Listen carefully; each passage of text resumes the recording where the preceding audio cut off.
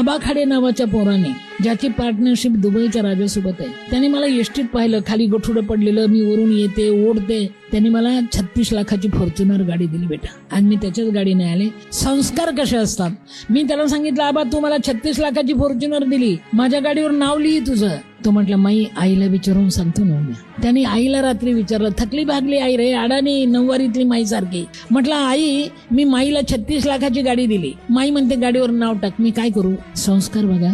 अडाणी माई रे त्याची आई, माझ्या गाडीवर नाव टाक अशी माई म्हणते, मी गाडी दिली, मी काय करू, काय सांगावं आईने. म्हटले, अरे आबा तुला जर माईच्या गाडीवर नाव टाकायचं असेल ना तर गाडीच्या चाकावर टाक. तो म्हटला, चाकावर का बरं. ती म्हटली, तू दिलेलं दान मातीला कळू दे, जातीला नाही कळलं तरी चालेल.